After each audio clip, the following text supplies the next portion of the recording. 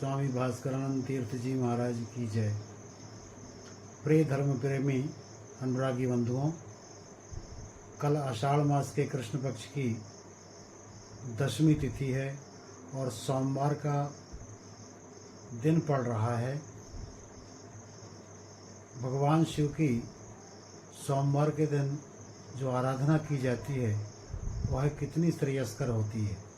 जो सोमवार को शिव का स्मरण करता है वह कितना लाभदायक हमारे जीवन में हो सकता है। सोम का मतलब अमृत होता है और जिन्हें अमृत पान करना है, अमृत पान करने का मतलब हमारे जीवन से विकारों का समापन हो जाना और शुद्ध अंतःकरण की प्राप्ति हो जाना। तो शिव महात्म्य में बताया गया है, ते धन्यास्त कृताश्च सफलम देह धारणम उद्धृतम चाकुलम तेषाम ये शिवम समुपासते। उसका कुल धन है, वह कृतार्थ है और उसके देह धारण करने का यह सफल प्रयोजन पूर्णतः सफल होता है जो भगवान शिव की आराधना करता है। कल सोमवार की आषाढ़ कृष्ण पक्ष की 10वीं तिथि है।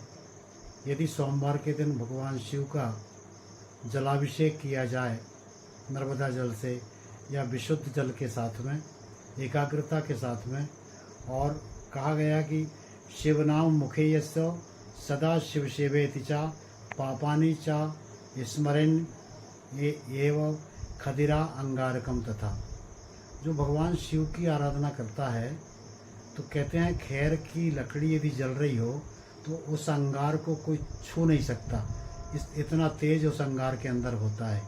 इसी प्रकार जो शिव का स्मरण करता है, ओम नमः शिवाय का स्मरण करता है, यह अघोर मंत्र पंचाक्षर मंत्र का जो स्मरण धारण करता है, निश्चित रूप से, और वह भी सोमवार के दिन यदि किया जाए तो निश्चित रूप से मन में किए गए विचार, शुद्ध अंतःकरण के साथ में किए गए विचार, बिना किसी को नुकसान पहुंचाने वाले विचारों से बच कर के निर्मलता के साथ में किए गए विचार, इन विचारों के साथ जुड़ कर के जो परमात्मा शिव का स्मरण करता है, निश्चित रूप से उसको सोम की प्राप्ति होती है। सोम अर्थात अमृत की प्राप्ति होती है।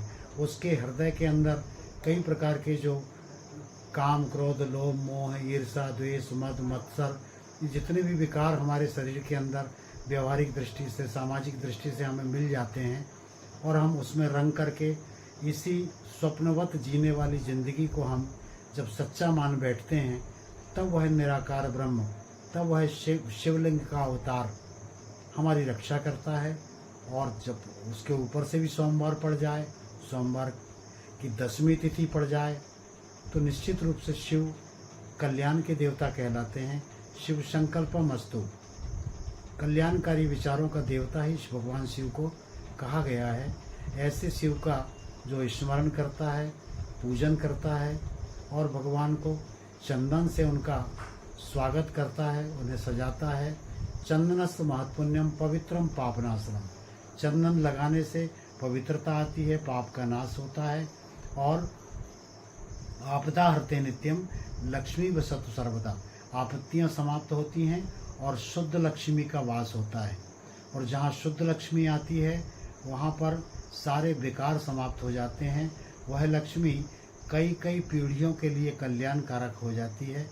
मैं सभी धर्मानुरागी बंधुओं से, प्रेमियों से निवेदन करना चाहता हूँ कि सोम का व्रत अमृत को देने वाला है और हर व्यक्ति मृत्यु से भयभीत रहता है, वह अमर होना चाहता है। तो हमारी आत्मा तो अमर है परंतु शरीर नाशवान है। तब भी हम यदि शिव की आराधना करेंगे और सोमवार का विशेष रूप से व्रत करते हुए, एक समय एकाशना करते हुए, संध्या के पूर्व भोजन करना है, सुबह से उपवास धारण करना चाहिए। ऐसे भगवान शिव की जो आराधना करता है उसे पुनः पुनः फिर से मनुष्य जन्म की प्राप्ति होती है।